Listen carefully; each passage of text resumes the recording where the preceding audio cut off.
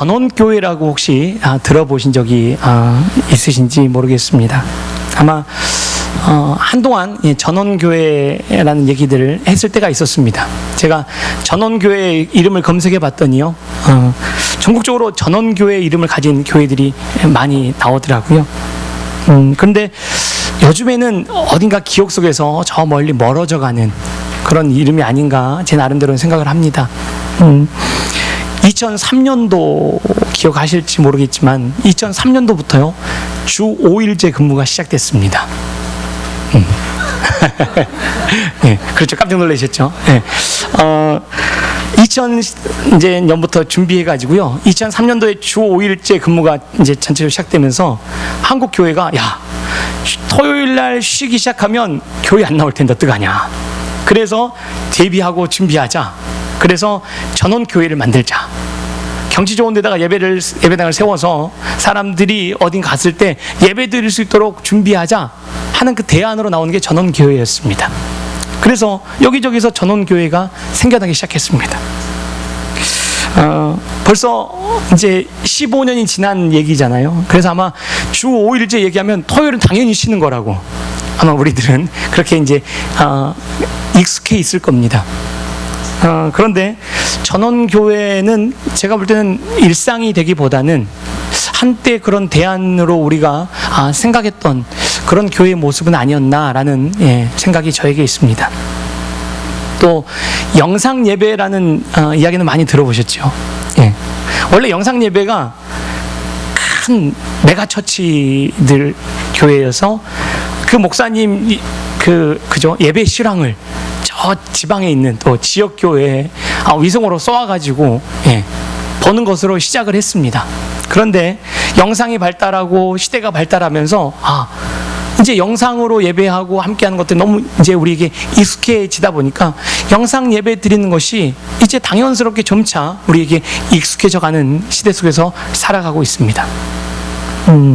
한국목회자협의회라는 곳에서 조사를 했는데요, 영상으로만 예배 드려도 괜찮다라고 얘기했던 그 비율이 2012년도 전까지는 12%였답니다.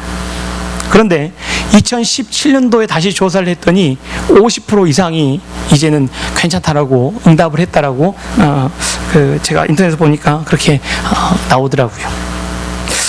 요즘에 한국 교회 교인 수가 줄어든다고 얘기합니까? 늘어난다고 얘기합니까?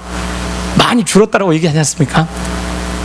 제가 확인해 보진 않았는데요, 제 생각에 아마 집에서 영상 예배 보고 계시지 않는가? 네, 혹시 그런 분들이 많아져서 혹시 교회에 오시는 분이 좀 줄어들지 않았나라는 그런 생각을 조심스럽게 제 스스로 한번 해보기도 했습니다. 세상이 급변하고 있고요. 그 속에서 발맞추어서 우리도 변해가야 되고 어떻게 해야 되나라는 얘기들을 많이 하고 있는데, 변화하는 세상 속에서도 결코 변화할 수 없는 것은 본질이지 않습니까?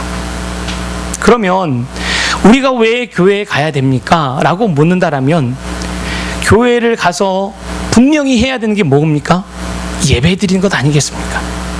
예배가 무엇이란 어떤 그 본질에 대해서 우리가 인식이 없으면 교회에 와서 그냥 술, 담배 먹지 않고 착한 사람들 만나서 친목하는 모임과 별반 다를 바 없을 겁니다. 주양학교의 점심은 너무 맛있더라. 소문 나가지고 점심 드시러 이렇게. 또 이렇게 착한 교회들은 꼭 예배 한 번씩 드리고 점심을 주고 그러지 않습니까? 교회에서 예배가 빠져버리면 교회라는 본질은 아마 제가 볼 때는 존재하기 어렵지 않을까 싶습니다. 그러면 교회를 빠지지 않고 나오는 우리가 예배가 무엇인가? 다 변할지라도 예배에 대한 본질을 우리가 갖고 있어야 변화하고 흔들리는 세상 속에서도 우리는 견뎌낼 수 있다라는 생각을 해봅니다. 그래서 예배가 무엇인가? 오늘 말씀을 통해서 그 본질에 대해서 한번 말씀을 통해서 생각을 하고 정말로 우리가 예배자의 삶으로 하나님께서 기뻐하시는 예배를 드리는 믿음의 성도님들 다 되시기를 소망합니다. 예배를 영어로 우리가 잘 아는 그 단어로 한번 표현을 해보면요, 워십이라는 단어를 씁니다. 워낙 익숙해 있으니까요. 워십이라는 이 단어가 원래는 한 단어가 아니고요, 합성어입니다. 어떤 단어 합성어냐면 worth라는 가장 값어치 있는 것, 이 단어하고요, 쉽이라는 이 어떤 것을 놓다 그리고 또 수용하다, 이런 의미를 가진 이 쉽이라는 두 단어가 합혀져서 워십이라는 단어가 되었다고 합니다. 그러니까 이 워십이라는 영어 단어를 가지고 예배에 대한 정의를 좀 더 정리하자 보면, 나에게 가장 최고의 것을, 내가 생각할 때 가장 최고의 것을 내가 생각하는 가장 소중한 높은 자리에 둔다 라는 의미로 정리할 수 있을 것입니다. 그러니까 가장 값어치 있는 것을 나의 중심에 두는 것을 예배라고 한다라면, 예배는 예수님 믿는 우리만 할 수 있는 게 아니고요, 모든 사람이 다 하는 게 예배입니다. 왜요? 자기가 가장 값어치 있는 것에 자기의 소중한 것을 놓는 것이기 때문에요. 부처님을 가장 소중한 곳에 두는 사람들은 지금 예불 드리러 갔겠지요. 그리고 나 자신이 가장 소중하다고 생각하는 사람은 지금 어디에 있어야 됩니까? 쉬고 계셔야죠. 그렇기 때문에 적어도 이 자리에 있는 우리는 늦잠 자고 좀 쉬어야 되고, 뭔가 내 육신을 위해서 뭔가를 해야 될 그 소중한 시간에, 하나님이 가장 값어치 있는 존재이기 때문에 하나님을 위해서 이 자리에 그 모든 것을 두고 나아온 그런 사람들이 우리가 아닙니까? 그래서 정말 그것 자체도 저는 귀하다고 생각합니다. 그러면 제가 이렇게 한번 질문을 드리겠습니다. 옛날에 비해서 예배 드리러 교회 나오는 것이 쉬워진 것 같습니까? 어려워진 것 같습니까? 어떠세요? 예. 어떠세요? 옛날보다 쉬워진 것 같으세요? 어려워진 것 같으세요? 예. 쉬워졌다고 얘기하시는 우리 성가대는 믿음이 좋으신 분이세요. 어떠세요? 쉬워지신 것 같습니까? 어려워진 것 같습니까? 쉽고도 어렵다고 얘기하는 우리 장로님은 정답이십니다. 그죠? 예. 제가 생각할 때는 많이 어려워진 것 같습니다. 한순간도 지루함을 못 참는 세대지 않습니까? 컴퓨터를 집에다 두고도 안 되니까 어떡합니까? 손에 들고 다녀야 되고요. 네. 한순간도 연락이 안 되면 안 되니까 우리는 그냥 잠시도 못 참는 세대지 않습니까?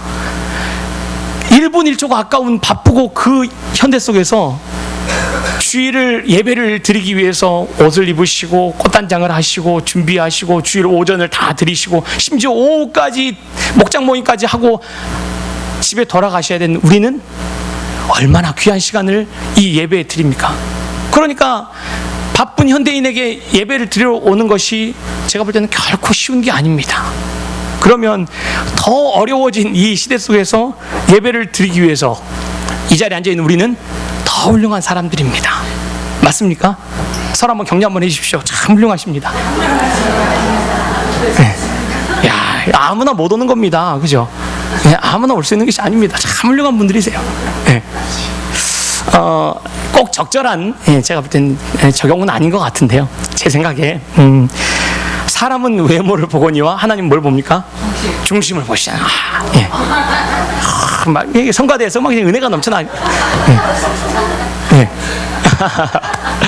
그러다 보니까 하나님을 가장 값어치 있다고 여겨서 예배당에 앉아 있습니다. 아유 참 잘하셨네요 라고 하는데, 그것은 외모를 본 겁니까? 중심을 본 겁니까? 외모를 봤잖아요. 그죠? 예. 중심은 딴 생각을 하고 앉아 있을 수도 있습니다. 그렇죠? 아니 뭐 그렇다는 게 아니고요. 예. 그렇게 한다라고 하면 교회 와서 잘했습니다, 참 훌륭합니다 라고 얘기한 이면 속에 하나님께서 내가 중심으로 아는데, 지금 예배당에 와서 나를 최고로 높이는 게 아니고 안 오면 후환이 두려워서 이 자리에 앉아있는 사람들이 내가 아는데 라고 얘기한다면, 겉은 하나님을 최고로 높인 것처럼 이 자리에 훌륭한 사람 앉아있지만 속은 또 아닐 수 있지 않습니까? 그래서 이 자리에 앉아있는 것으로 하나님 최고로 예배 드렸다라고 얘기하는 것은 다 맞는 얘기는 아닐 수 있다는 얘기입니다. 그러면 나의 삶의 최고의 자리에 하나님을 가장 그 귀한 자리에 놓는다, 하나님을 예배한다 라는 그 의미가 말씀 속에서 우리에게 뭐라고 얘기하는지 한번 말씀을 통해서 한번 생각을 해보고자 합니다. 그래야 우리가 예배자라고 얘기할 수 있지 않겠습니까? 오늘 우리가 살펴보려고 하는 이 사마리아 여인의 그 이야기는 한 번쯤은 다 들어보셨을 겁니다. 사마리아 여인을 예수님께서 굳이 만나시겠다고요. 요한복음 4장 4절에 사마리아를 기어이 예수님이 찾아가십니다. 원래 유대인들은 사마리아를 거의 안 가거든요. 근데 굳이 찾아가세요. 그러면서 여차저차 이차저차 예수님이 사마리아 여인과 말을 주고받다가 19절에 사마리아 여인이 보통 유대인인 줄 알았더니 이 남자가 보통 유대인이 아니고 선지자라는 것을 깨닫습니다.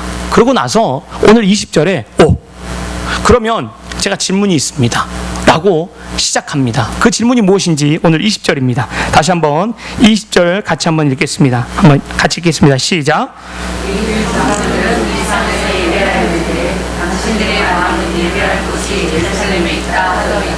아멘. 이제 선지자라고 예수님이 생각되니까 예수님께 우리의 조상들은 이 산에서 예배하였는데 당신들 유대인들은 예루살렘에서 예배한다고 합니다. 도대체 뭐가 맞습니까? 라고 예수님께 묻는 겁니다. 좀 제가 부연 설명을 드리겠습니다. 여인이 말한 이 산은 그리심산입니다. 세겜 지역 근처에 있는 이스라엘의 유명한 그리심산입니다. 신명기 말씀에 그 그리심산에서 하나님은 이스라엘 백성을 복주겠다라고 약속한 얘기도 나옵니다. 그러니까 이제 사마리아 사람들은, 그 지역에 살고 있는 사마리아 사람들은 원래는 유대가 한 나라였거든요. 그런데 북이스라엘과 남유다로 나뉘면서 남유다에 있는 그 예루살렘에 가지 못하니까 이 그리심산에서 모여서 예배를 드리면서 하나님께 예배한다고 하는 겁니다. 그 전통이 계속 이어지고 있는 겁니다. 그러니까 이 여인이 예수님께 그걸 묻습니다. 그런데 이 여인의 말처럼 사마리아 사람들이 그리심산에서 예배하는 타당한 이유가 있습니다.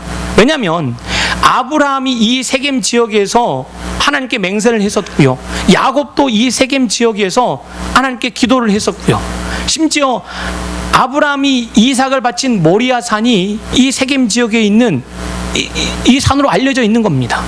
그러니까 하나님이 약속하셨고 우리 조상들이 그렇게 예배했던, 기도했던 이 그리심산이 바로 하나님께 예배할 타당한 장소다라고 사마리아인들은 믿으면서 그 자리에서 예배하고 있었던 겁니다.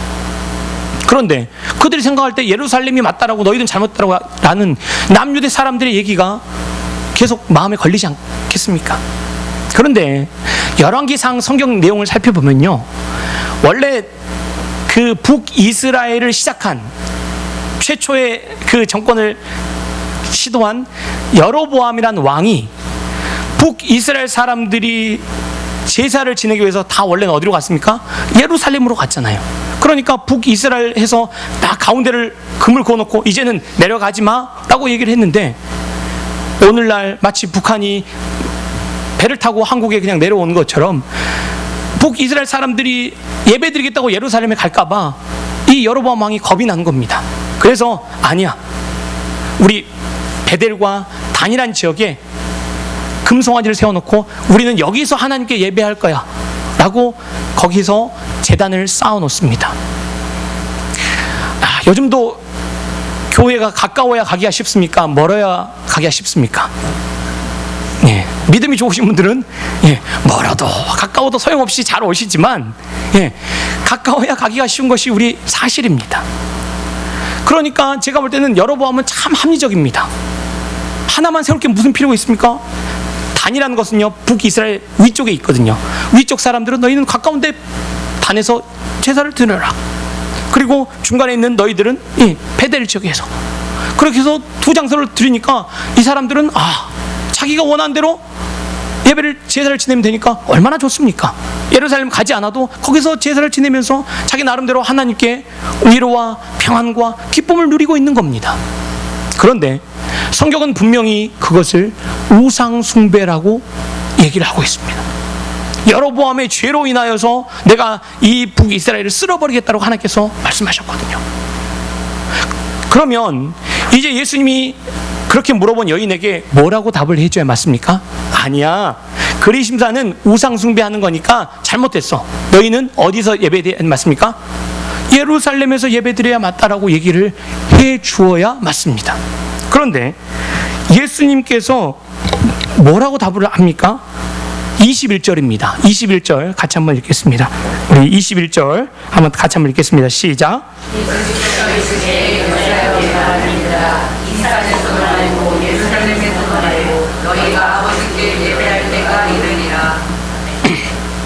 예수님의 답이 좀 당황스럽지 않습니까? 사마리아 그리스도인산에서 제사하는 것은 우상숭배니까 아니야, 너희 조상들이 틀렸어 라고 얘기해주면 쉬운데, 거기도 아니야, 그러면요 여기도 아니야, 그럼 어떻게 해요? 어디서 해요? 라고 묻고 싶지 않습니까? 거기도 아니고 여기도 아니고 어떻게 하라고 합니까? 예배할 곳이, 예배할 때가 따로 있답니다. 사마리아 여인은 장소를 물어봤는데요, 예수님은 이 질문을 때로 바꿔버리셨습니다. 제가 생각할 때요, 사람들이 전원교회가 정말 하나님 기뻐하시는 교회가 맞겠습니까? 그러면 안 되죠. 토요일 날 쉰다고 어디 여행 가니까 거기다 교회를 세우면 되겠어요? 아니, 다른 사람, 세상 사람 다 놀러 가도 정말 우리는 예배 드리니까 가지 말아야 한다고 교회를 지켜야죠. 전원교회를 만들면 되겠습니까? 라고 얘기하는 부류가 있었고요. 또 아니다, 다 예배당에 텅텅 비는데 그럴 필요가 뭐 있냐, 예배당을 만들어서 예배 드릴 수 있게 하지 않냐 라고 해서 전원교회를 만든 또 한 부류가 있었습니다. 서로 도대체 어떻게 해야 진정한 예배를 드릴 수 있냐라고 싸우고 있으니까 예수님께서 아니야, 둘 다 아니야, 그것도 아니고 이것도 아니야 라고 하는 것과 제가 생각할 때는 비슷한 보입니다. 그러면서 예배할 때가 있다는 겁니다. 예배할 때가요? 그러면 언제 예배해야 됩니까, 예수님? 라고 그 때를 예수님께 물어보아야 하지 않겠습니까? 22절에 보니까 예수님께서 여인에게 너희는 알지 못한 것을 예배하고 우리는 아는 것을 예배하니 구원이 유대인에게서 남이라. 아니, 때를 얘기해 주셔야 되는데 도대체 무슨 얘기를 지금 하시려고 하는지 점점 더 미궁 속으로 빠져드는 것 같습니다. 23절입니다. 23절 같이 한번 또 읽어보겠습니다. 23절 같이 읽겠습니다. 시작. 아버지의 천국에 예배하는 자들은 영과 진리로 예배할 때가 오나니 구원이 되라. 아버지께서는 자기에게 이렇게 예배하는 자들을 찾으시느니라. 아멘. 아버지께 참되게 예배한 자들은 영과 진리로 예배할 때가 온다. 근데 이때랍니다. 이때요? 영과 진리로 예배하는 사람을 하나님 찾으시고 그것이 참 예배라고 성경이 말하고 있습니다. 한쪽에서는 영상 예배가 하나님 받으시는 예배입니까? 어떻게 영상으로 예배 드릴 수 있습니까? 그건 아닙니다 라고 얘기하고 있는데, 예수님의 답이 뭐라고요? 영과 진리로 예배하지 않으면 둘 다 틀렸다라고 얘기하는 겁니다. 지금 저희가 보고 있는 성경이요, 한글 개역 개정판이거든요. 그런데 아마 우리 나이가 좀 있으신 우리 성도님들은 요한복음 4장 24절을 잘 외우셨을 겁니다. 어떻게 외우셨죠? 혹시 기억나시나요? 예배한 사람들은 어떻게 예배합니까? 신령과 진정으로 예배할지니라. 그렇게 아마 열심히 외웠을 겁니다. 그죠? 신령과 진정으로. 그래서 참되게 예배하는 것은 신령과 진정이라고 우리에게 생각이 있습니다. 저도 그렇게 배웠습니다. 신령과 진정으로 드리다 보니까, 신령하면 우리는 어떻습니까? 조금 뭔가 신비스럽고요. 우리 신령님이 계시니까, 그래야 되니까 어떻게 합니까? 신령님 만나려면 목욕 제기하고요. 목욕 제기하고 옷도 깨끗이 입으시고 마음도 정결하게 하고 신령님을 만나러 가는데, 그런 뭔가 좀 신령한, 그러니까 한국 교회는 아름다운 전통이 있습니다. 교회 올 때 그냥 나옵니까? 목욕 제기하고 깨끗하게 하고 단정해서 좋은 새 옷 입고 나오십니까? 새 옷 입고 우리 하나님 만나러 왔는데 좋은 옷 입고 나오셔야죠. 슬리퍼 신고 마치 이렇게 막 집에 있는 둥, 교회에 있는 둥 이렇게 나오면 그러면 안 된다고 하지 않습니까? 왜요? 신령하게 하나님께 예배를 드려야 되는데 그렇게 지금 후질끈하게 와야 되겠습니까? 지금. 그리고 뭐로 예배 드립니까? 진정으로. 얘들아, 예배 시간에 떠들면 됩니까? 졸면 다 깨워야 됩니다. 왜? 진정으로 지금 예배를 드리고 진심으로 하나님께 집중해서 예배를 드려야 되는데 지금 졸음이 옵니까? 그죠? 딴 것을 막 이렇게 보고 있으면 됩니까? 하나님께서는 그죠?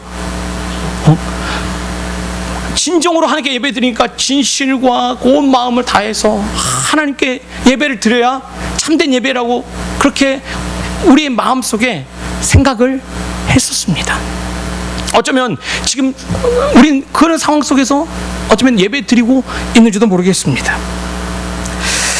그런데 한번 잘 생각을 해보십시오. 정말로 하나님께 신령과 진정으로 다 좋은 옷을 입고 깨끗하게 준비하고 막 이렇게 정말로 진심으로 찬양을 열심히 하고 기도하고 말씀 열심히 듣고 있는데 옆에 그냥 집사님이 핸드폰을 보고 계시는 거예요. 나도 모르게 핸드폰을 딱 봤더니 거기에 내가 좋아하는 그 드라마 기사가 나온 거예요. 그러니까 어떻게 합니까? 눈이 가지요. 열심히 예배 잘 드리고 있었는데 눈이 가서 이렇게 자꾸 쳐다보니까 나도 모르게 빠져 있으니까 정신 차리고 보니까 아이고 주여 오늘 예배 드렸습니다. 옆에 그냥 사단이 저를 유혹해가지고 제가 이렇게 하는 바람에 제가 예배를 잘못 드렸습니다라고 우리가 생각하면 그러면 그분은 오늘 참된 예배를 못 드린 것 아닙니까? 네. 그러면 예배에 은혜를 받으셨겠습니까? 예배에 그냥 꽝 쳤습니까? 그 집사님 보면 밉지요. 아니 왜 핸드폰을 예배 시간에 켜가지고 나를 시험 들게 해가지고 아니 참된 예배를 드리려고 했는데 하나님 그래도 제가 한 30분 참된 예배를 열심히 드리지 않습니까? 얘기하고 싶지 않으십니까? 신령과 진정으로 드리는 예배를 자꾸 강조하다 보면 우리가 어떻게 예배를 드려야 하나님이 기뻐 받으시는가라는 초점에 맞추다 보니까 한순간도 우리가 벗어나면요 하나님이 예배를 안 받으실 것 같은 두려움이 우리에게 몰아옵니다. 그러면 하나님이 정말 안 받으실까요? 그런데 신령과 진정이란 번역이 지금은 어떻게 바뀌었습니까? 영과 진리로 바뀌었습니다. 어때 비슷해 보입니까? 좀 뭔가 달라 보입니까? 비슷해 보이세요? 영적으로 예배를 드려야 됩니다. 진리로 예배를 드려야 됩니다. 어떻게 드려야 되죠? 좀 감이 오세요? 영과 진리로 신령과 진정이라고 하면 떠들면 됩니까? 안 되지요. 조용히 예배 드리는데 얘들은 얘들은 시끄럽게 하지 말고 신령과 진정으로 예배 드려야 되는데요 영과 진리로 예배 드립니다. 핸드폰하고 떠들고 졸고 자고 자 그래도 된다는 얘기입니까? 그래도 안 되죠. 그럼 도대체 영과 진리로 드리는 예배가 뭡니까? 라고 물어보면 우리가 그 나름대로의 말씀을 통하여서 분명한 답을 갖고 계셔야 됩니다. 그걸 알려주고 싶어서 성경을 번역한 신학자들도 신령과 진정에서 영과 진리로 좀 더 원어에 가깝게 번역을 한 것 아니겠습니까? 영은 헬라어로 푸니마라고 얘기하는데 이 영은 무슨 영입니까? 성령을 가리키게 합니다. 그러니까 예배하는 것은 우리가 드리는 게 아니고 뭐라고 합니까? 성령이 하나님께 예배해야 된다라고 이것을 얘기하고 있는 겁니다. 그리고요 진리는요 진리라고 얘기하는 이 헬라어 알레세야라는 단어는요 성경에서 신약성경에서 어떻게 쓰이고 있냐면 진실, 실체, 본질 이러한 어떤 것에 대한 실체를 드러낼 때 쓰이는 단어입니다. 그러니까 너희가 영과 진리로 예배해라 라는 의미는 성령으로 너희가 실체 속에서 예배해라 라는 의미입니다. 그러면 실체의 반대말은 뭡니까? 실체는 허상이고 상징이고 실체의 반대말이 그림자인 겁니다. 좀 어려워하시니까 제가 쉽게 좀 설명을 좀 드리겠습니다. 구약시대 이스라엘 백성들이 죄를 지면요 율법대로 어떻게 했습니까? 소나 양이나 짐승을 가지고 옵니다. 제사장에게 짐승을 끌고 옵니다. 그래가지고 제사장이 죄 지은 사람 머리에 손을 얹고요 그 짐승의 몸에 손을 얹고요 선언을 합니다. 이 모든 죄가 사해졌다. 그리고 나서 이 짐승을 어떻게 합니까? 죽입니다. 율법대로 이 짐승을 죽이면 이제 이 사람의 죄가 이 짐승에게 전가되어서 이제 그 사람의 모든 죄인의 죄는 사해게 되는 겁니다. 그러니까 하나님 말씀대로 이 사람은 이 죄가 사해지기 위해서 흠없는 양, 소 다 검사하고 다 이렇게 정말 성경 말씀한 대로 깨끗한 짐승을 가져오려고 하는 겁니다. 그런데 이게 나중에 부패하고 그 형식화되다 보니까요 이제 상권을 장악하는 제사장 가문이 나와버립니다. 그래가지고 앞에서 멀리서 짐승을 가지고 오면 그 양이 가만히 있겠습니까? 다리가 좀 절고 또 흠도 생기겠습니까? 흠도 생기잖아요. 그러니까 예루살렘 성전 앞에서 아유 보니까 이거 흠이 너무 많아서 하나님 안 받으시겠어요. 이거 안 돼. 아주 싱싱하고 흠 없고 좋은 양 여기 준비되어 있으니까 이걸 구입하시라고. 그래서 성전이 장사의 소굴이 된 겁니다. 그래서 예수님이 뒤집어 엎으신 거예요. 그러니까 지금 이 구약 시대에서는 이 짐승의 피로 우리 그 죄인의 죄가 사해지는 형식을 매년 그리고 죄 지을 때마다 반복했습니다. 그런데 히브리서 10장 3절에서 4절에서 어떻게 기록하냐면요, 이 제사들에는 해마다 죄를 기억하게 하는 것이 있나니 이는 황소와 염소의 피가 능히 죄를 없이 하지 못함이라. 황소와 염소의 피가 죄를 없이 하지 못하기 때문에 매년 그 일을 반복하고 죄 지을 때마다 반복해야 한다는 것입니다. 이것이 말하는 것은 짐승이 그렇게 해서 죄가 전가되어서 없어지는 게 아니고요, 예수 그리스도께서 오셔서 죄를 사해 주시고 십자가에서 죽으심으로 단번에 한 번에 우리의 모든 죄를 사해 주시는 것을 미리 그림자로 상징으로 보여주었다고 얘기하는 겁니다. 그래서 우리가 죄 지을 때마다 짐승 가지고 와서 여기서 그 의식을 행합니까? 하지 않습니다. 한다고 하는 사람들은 바보입니다. 왜요? 예수님이 그 모든 것을 다 이루셨기에 예수님이 그 하셨던 단번으로 우리의 모든 죄는 사해진 것입니다. 그래서 예수님이 그림자의 실체로서 신약 성경에 나타나신 겁니다. 예수님께서 사마리아 여인에게 이때다, 진리로 실체인 내가 왔다, 그래서 너희는 이제 나로 예배해야 된다라고 오늘 성경이 얘기하고 있다는 것입니다. 조금 더 부연 설명을 드리면요, 회개해야 하나님이 우리를 받아주십니다. 우리가 우리의 모든 죄를 다 회개해야 하나님 용서하십니다 라는 얘기는 신학적인 의미에서 엄밀히 말하면 맞는 얘기는 아닙니다. 예수님이 십자가에서 실체로 우리의 모든 죄를 다 사해 주셨다는 그 사실은 그 한 번으로 우리의 과거에 지었던 죄와 현재에 지었던 죄와 미래에 지을 죄까지 다 사해졌음을 의미하는 겁니다. 그래서 이제 예수 그리스도 안에서 우리는 영적인 자유의 존재자가 된 것입니다. 그래서 예수보다 더 귀한 것이 없고 예수로 우리는 만족할 수 있는 능력이 부여된 것입니다. 이게 성경이 말하는 예수 안에서 우리의 영적 실체입니다. 그런데 잘못을 저질렀는데 우리가 기도할 때 하나님 알고 지은 죄, 모르고 지은 죄 다 용서해 주십시오라고 기도했는데 죽기 전에 깜빡 잊고 회개를 못하고 죽었다고 겁을 낼 필요가 있겠습니까? 없다는 얘기입니다. 예수의 단번에 그 십자가의 피가 우리의 모든 죄를 사해 주셨기에 예수 그리스도의 실체 되신 그 능력이 우리에게 전부가 될 수 있는 것입니다. 우리가 회개를 많이 하고 용서를 구하고 우리가 잘해서 뭔가 되어지는 것이 아닌 것입니다. 그러면 이제 실체이신 예수 그리스도 안에서 우리가 예배를 드리는 것이 무엇이겠습니까? 제가 방금 말씀드렸듯이 우리의 영적 현실은 예수 그리스도 안에서 이미 하나님의 자녀된 복된 자인 겁니다. 그러니까 우리에게 영적 현실 속에서 두려움은 없습니다. 그런데 우리는 지금 이 육적 현실을 살아가고 있지 않습니까? 이 육적 현실 속에서 우리는 그러면 예수 안에서 어떻게 예배 드립니까? 라고 우리는 물어야 합니다. 그러면 우리가 예배를 잘 드리고 기쁨으로 예배 드려야 하나님 우리 예배를 받아주시는 게 아니고요, 우리는 소망이 없습니다. 우리 안에 계신 예수 그리스도의 그 은혜로만 하나님이 우리 예배를 받으시는 겁니다.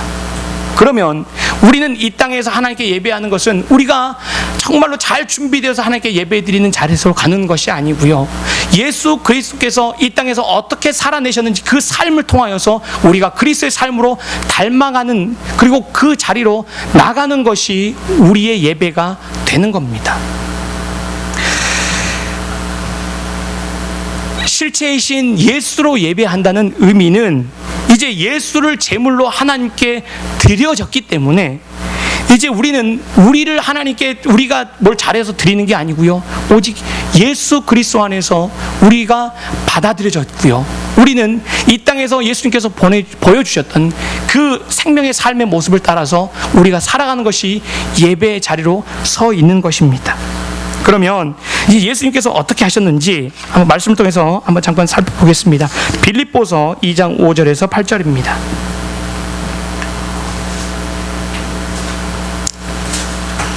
빌립보서 2장 5절에서 8절입니다. 같이 한번 읽겠습니다. 시작. 너희 안에 이 마음을 품으라. 곧 그리스도 예수의 마음이니 그는 근본 하나님의 본체시나 하나님과 동등됨을 취할 것으로 여기지 아니하시고 오히려 자기를 비워 종의 형체를 가져 사람들과 같이 되었고 모양으로 나타나셨음에 자기를 낮추시고 죽기까지 복종하셨으니 곧 십자가에 죽으심이라. 예수님께서 자기를 비워 종의 형체를 가져서 십자가에 죽기까지 우리를 위해서 죽으신 것처럼 우리도 이렇게 살아가는 삶이 예배라고 가르쳐주고 있는 겁니다. 그러면 우리도 이렇게 살아야 되는데 그렇게 사는 분이 이 땅에 있습니까? 없습니다. 그래서 성령이 예배하는 겁니다. 성령이 우리 안에 계셔서 우리로 예수를 주라 고백하게 하시고 우리를 끊임없이 죄악된 길에서 머무르게 하는 것이 아니라 예수가 우리를 위해서 본을 보이셨고 순종의 삶을 살으셔서 그 완성하셨던 것처럼 우리를 그 자리로 몰아가는 겁니다. 그래서 영과 진리로 예배한다는 의미는 우리의 삶이 어디로 간다는 의미입니까? 예수 그리스도의 삶을 쫓아서 그 자리로 나아가는 것을 의미하고 있습니다. 예배 시간 앉아서 1시간 정말 예배를 잘 드렸고 하나님 기뻐 받으실까요? 예배를 잘 드려야 하나님 우리에게 복 주십니다. 예배 이 시간 생명을 겁시다. 예배 시간 정말로 잘 듣고 아멘 하면서 찬송 부르고 기도했더니 사업이 잘 된다고요? 뭔가 일이 잘 풀린다고요? 그럼 도대체 얼마나 예배를 잘 드려야 됩니까? 그 기준은 누구에게 있습니까? 아니요. 성경이 우리에게 말하는 것은요, 우리는 죄인이고 소망 없음입니다. 오직 예수 그리스도의 은혜가 하나님께 온전히 바쳐졌기 때문에 우리는 그 은혜로 우리는 이 자리에 서 있을 수 있는 겁니다. 그런데 성령이 우리 안에서 어떻게 한다고요? 우리를 예수 그리스도의 삶의 자리로 계속해서 끌고 가는 겁니다. 그래서 영과 진리로 드리는 예배는 우리가 지금 그러한 삶이 막 아름답게 맺어진다기보다는 거기로 가기 위해서 우리가 우리의 삶이 늘 향해 있는 것을 말합니다. 그러니까 이 자리에 있는 것 자체가 어떻게 돼야 맞습니까? 감격스러워야 맞습니다. 예배를 어떻게 하면 하나님 기뻐서 잘 드려야 되는 게 아니고요. 하나님, 늘 죄밖에 줄 모르는 저, 하나님 이렇게 연약한 저에게 어떻게 하나님의 자녀가 되어서 영원한 천국이 준비되어 있고 예수 그리스도께서 생명을 내어주셔서 하나님 그 자리에 그리고 저를 이렇게 예배하는 자리로 하나님 앉게 하십니까? 하나님, 우리의 예배는요 이 자리에서 내가 예배를 어떻게 잘 드렸냐가 아니고요 매일매일의 삶이 예수 그리스도의 삶 가운데 우리가 어떻게 서 있느냐를 우리는 보셔야 됩니다. 사도 바울이 우리가 그렇게 드려야 할 삶의 예배를 이렇게 다시 정리하고 있습니다. 로마서 12장 1절에서 2절입니다. 로마서 12장 1절에서 2절입니다. 함께 읽겠습니다. 그러므로 형제들아, 내가 하나님의 모든 자비하심으로 너희를 권하노니 너희 몸을 하나님이 기뻐하시는 거룩한 산 제사로 드리라. 이는 너희의 드릴 영적 예배니라. 너희는 이 세대를 본받지 말고 오직 마음을 새롭게 함으로 변화를 받아 하나님의 선하시고 기뻐하시고 온전하신 뜻이 무엇인지 분별하도록 하라. 아멘. 하나님께서 정말 원하시는 예배가 무엇인지를 몰랐던 예루살렘 사람들은요, 하나님께 예배를 잘 드리기 위해서 예루살렘 성전에 모여서 제사를 잘 지내고 정말로 잘하려고 더 좋은 양을 가져오고 예를 썼습니다. 그러자 하나님께서 핍박을 통하여서요 예루살렘 교회를 흩어버리셨습니다. 핍박 앞에서 감당할 사람이 있습니까? 없잖아요. 다 흩어졌습니다. 그리고 가는 곳곳마다 어떻게 합니까? 예수님의 부활하심을 증거케 되었습니다. 그러니까 모여서 자기들끼리 예배 드린다고 모였던 그 모습이 이제 성령이 그들을 몰아내어서 흩어짐으로써 이제 예수님이 예루살렘 성전 직접 친히 우리의 성전이 되신 것처럼 이제 예수 안에 있는 우리가 하나님의 성전이 되어서 어떡합니까? 예수 그리스도를 예배하는 자로 전 세계 각처에 퍼지게 된 것입니다. 그래서 선교를 간다는 것은 예배하는 자로 전 세계에 우리가 펼쳐지는 겁니다. 그러면 하나님께 예배한다는 그 중심적인 의미는 우리가 모여서 여기서 예배를 잘 드리고 얼마나 잘 준비되었느냐가 아니고요. 우리가 정말 하나님의 성전으로서 어떻게 그리스도의 삶으로 우리가 펼쳐져 나가고 있는가를 보셔야 됩니다. 그리고 펼쳐졌다가 모였을 때 한 주 동안 그렇게 살지 못한 우리의 삶을 끌어내어놓고 하나님 앞에 가슴을 치면서 하나님, 그렇게 주님이 사랑해 주셨는데, 예수 그리스도 십자가로 저를 생명을 주셨는데, 하나님, 저는 한 주 동안 예배하는 자가 아니고 저는 우상 숭배하는 자로 살아왔습니다. 어떡합니까? 그런데 하나님께서 영적인 공동체를 주시는 것은요, 너만 그런 거 아니야. 우리에게 왜 위로가 되고 힘듭니까? 나만 힘들면 고통스러운데요. 나만 그런 게 아니고 이렇게 영적인 싸움을 벌여가면서 함께 믿음의 동역자가 있다는 것이 우리에게 힘이 되고 또 다시 믿음으로 살아갈 힘이 생기는 영적인 공동체가 있는 겁니다. 그래서 교회가 필요합니다. 크고 작고의 규모가 문제가 아니고요, 매일 매 순간에 예수 그리스도로 예배하는 자로 우리가 삶을 살아내 가야 되는데, 연약함으로 넘어지고 깨어지는데 하나님께서 어떻게 해요? 너 혼자가 아니야. 그래서 공동체로 우리를 모아두신 겁니다. 그러면 진정한 예배는 예배당에서 이루어지는 게 아니고요, 예배당 밖을 벗어나서 우리의 말과 행동과 우리의 삶의 모든 부분에서 우리는 예수 그리스도의 예배자로 삶을 살아가시는 것입니다. 주일마다 우리가 모여서 예배는 드리는, 그래서 공예배 이 개념도 우리가 이 예배의 의미에 맞춰서 한 번 더 생각을 해볼 필요가 있습니다. 마치 구약시대처럼 시간에 타이트해가지고요, 마치 잘 이래야 하나님이 기뻐 받으신 것처럼 우리가 매여 있으면 우리는 계속해서 구약처럼 어떻게 합니까? 잘 갖추어진 성가대, 정말로 잘 준비된 어떤 모습들, 또 더 시원한 에어컨, 더 쾌적한 환경, 편안한 주차장, 더 교인들이 편하게 쉴 수 있는 식당, 자꾸 이런 것들을 요구합니다. 제가 전에 수천 명 되는 교회에서 사역을 하면서 큰 교회들은요, 현대인의 규모에 맞게 예배가 얼마나 정결하게 딱 정리되는지 모릅니다. 군더더기 하나 없이요, 깔끔하게 딱 정리되어 있고요, 분 단위로 모든 게 진행되어 갑니다. 찬송은 몇 분에 진행될지 다, 설교도 딱 25분 넘어가면요, 성도들이 싫어하기 때문에 안 되기 때문에 얼마나 철저한지 모릅니다. 모든 게 타이트하게 딱 규정해 있습니다. 제가 앉아있어서 좋더라고요. 좀 묻고 싶습니다. 하나님을 예배하며 그 은혜 안에 감격하며 앉아있는 것인가, 나를 위해 모든 것들이 갖춰진 시스템인가? 오늘 하나님께서 내게 은혜를 주셨다. 은혜 받은 게 무엇입니까? 오늘 찬양이 너무 좋았어요. 오늘 정말 나에게 딱 맞는 말씀이었어요. 그러면 어떻게 해야 맞습니까? 그 한 주간이 말씀 붙들고 믿음으로 살아내시는 삶이 있어야 시작했습니까? 그런데 또 넘어지면 어떡합니까? 하나님 앞에 좀 살려주십시오. 예수 그리스도의 생명이 우리에게 있는데 하나님, 저는 또 이렇게 넘어집니다. 그런데요, 아이들의 키가 조금씩 어느 틈인가 자란 것처럼 우리의 신앙이 어느 틈인가 자라면요, 10년 전에는 조금만 우리를 화나게 해도 막 참을 수 없었던 분노가 나도 모르게 언제 그러냐 싶습니다.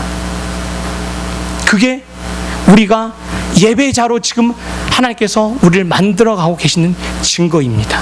만약 그렇지 않다고 한다면 병든 자이거나 하나님이 아직 나를 만나주지 않은 자일 수 있습니다. 심각하게 주 앞에 우리는 점검해 보셔야 됩니다. 말씀을 정리하겠습니다. 그리심산에서도요, 예루살렘에서도요, 예배가 없습니다.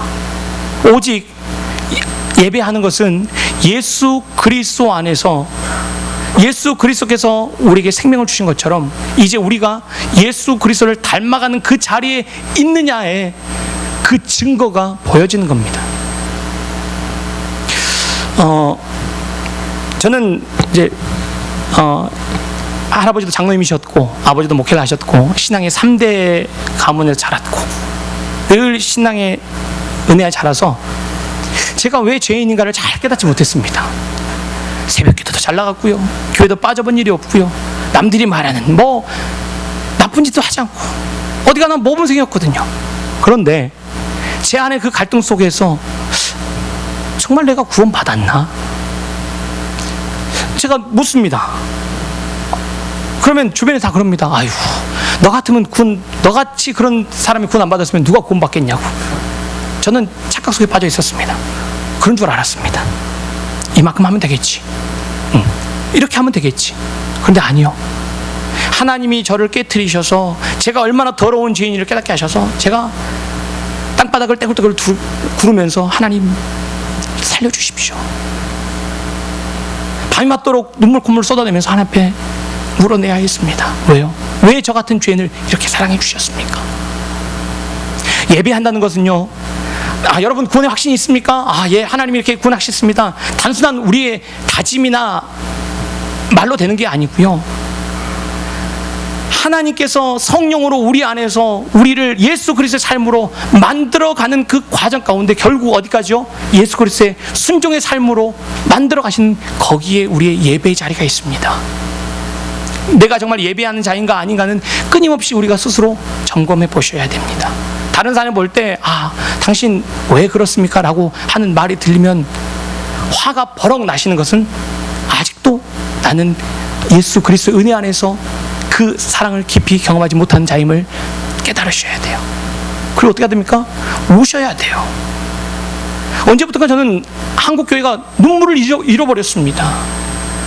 교회는 저는 제가 생각할 때는 눈물의 자리가 되셔야 됩니다. 삶 속에서 깨어지고 믿음으로 살려고 하는데 누가 우리를 알아줍니까? 예수 믿음 열심히 봉사하고 헌금하고 잘하면 사람들이 알아주고 성공해서 잘 된다고요? 아니요. 믿음으로 살려고 교회에서 해서 집에 갔더니 집에서 엄마는 애들은 말을 잘 듣고 남편은 잘해주고 아내는 정말로 맛있는 음식을 해주고, 그런 것은 꿈에도 생각하지 마십시오. 마치 기다렸다는 듯이 교회 갔다 왔으면 일해야지. 엄마가 됐으면 잘 좀 해줘야지 뭐해요. 우리를 가만 내버려 둘 수 없게 만드는 현실이 우리를 기다리고 있습니다. 하나님 저 못 살아요 그렇게. 남들도 안 그러는데 왜 저만 그래야 됩니까? 라고 분노가 치밀 겁니다. 그런데 성령이 우리 안에 계시면요, 가만히 못 있다니까요.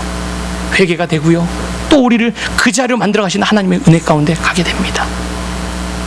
이 자리에서 내가 어떻게 예배를 잘 드릴까, 그 답을 찾지 마시고 예수 그리스도께서 우리를 하나님 자녀 삼으시고 완성하셨던 그 은혜를 가지고 이제 어떻게 합니까?